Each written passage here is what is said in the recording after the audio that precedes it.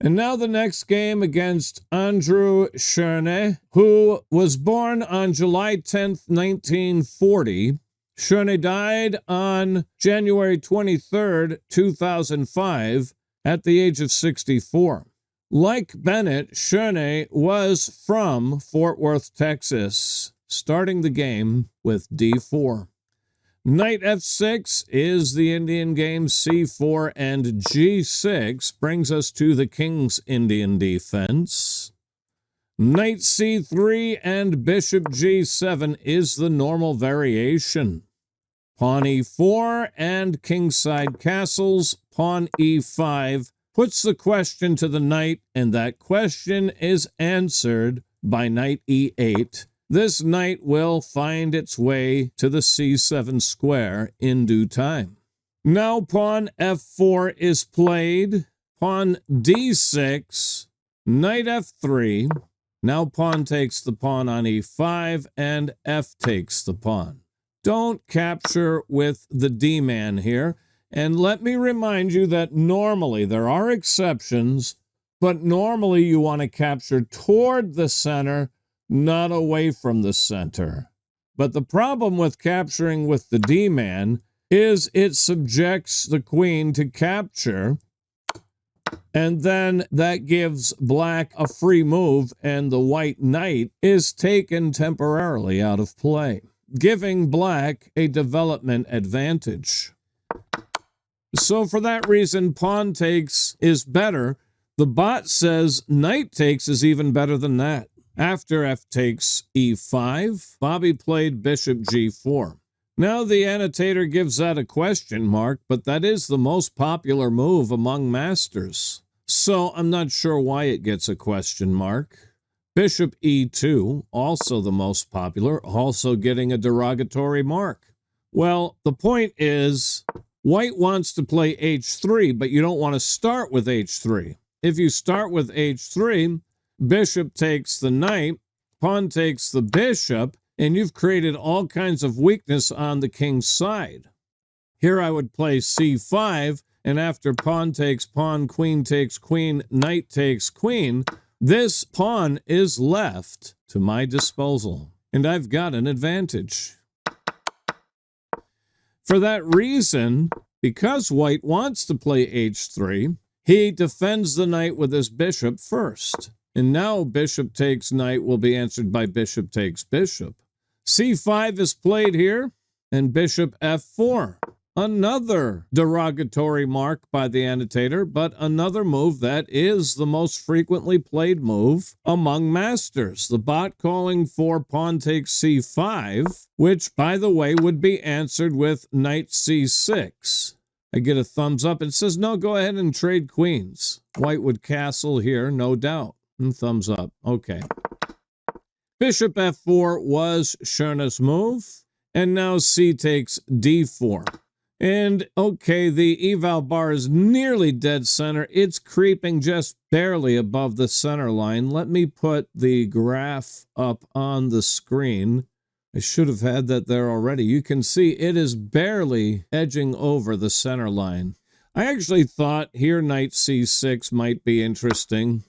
See what we get here from the bot. I get a star. I mark it as an interesting move. After d takes c5 here, my other knight comes to c7. And that should be at least equal, if not favoring black. Let's go back and continue with what was actually played. Pawn takes d4, queen takes d4, knight c6 hits the queen, and queen takes queen brings us to a position that appears nowhere else in the annals of master-level chess.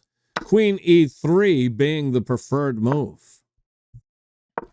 Queen takes queen was played, and rook takes queen, rook d1, and rook takes rook check. This is answered by knight takes the rook, but amazingly, king takes rook is better. King takes rook is the best choice, and after knight c7, then just bring your king over to the c file, either to c1 or c2. Probably c1 because you're a little bit less vulnerable there. Let's come back. Knight takes, the rook was played. Bishop takes the knight on f3. Bishop takes the bishop. Now we have two attackers and only one defender. And as you know, when you have more attackers than defenders, you can overpower.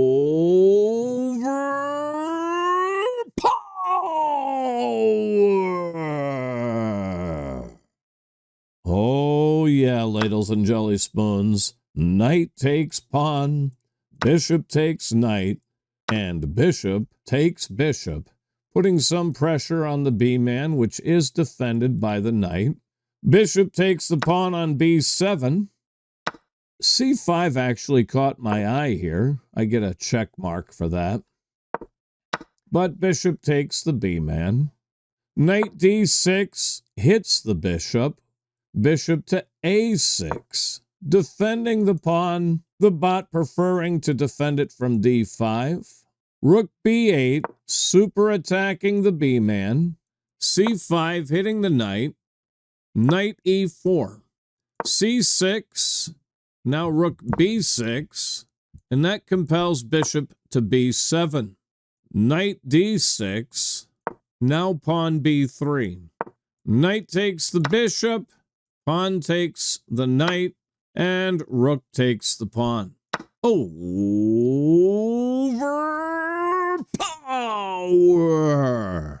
Black does have one extra pawn, and it is a passed pawn. g3 by Schoene. Knight e3 would probably be a better way to keep the fight alive. g3 was played. Bishop d4 forms an envelope on that knight. King e2, rook c7, king d3, pawn e5, rook e1, rook c1, pawn a4, now f5, king d2, rook b1, king c2, rook a1, rook e2 here. King d3 might be worth a try here. The bot calling for g4. King d3 was my idea. It gets a star, but as you can see, as long as black plays correctly, he has a decisive advantage. Rook e2 was played, and Bobby with rook a2 check. King d3, and this is the move that provokes resignation, a beauty. Pawn e4. And the point is, the king must forsake the rook, for these are hot, and he's in check. So he must lose the exchange. Thus, he resigned. We'll just play those moves out. King takes bishop. The bot says, since you're losing your rook, take the pawn. Clever. Anyway, as you can see here, black is easily winning at this juncture. Now for the numbers. Schoene had an 87.4 accuracy, very strong. In fact, his performance rating was 2350. Really good for someone not even rated 1850. That means he played 500 points above his level. But Bobby Fischer, with an accuracy of 96.5 and a single game performance rating of 2,800 ladles and jelly spoons. Oh my goodness. A very strong showing indeed.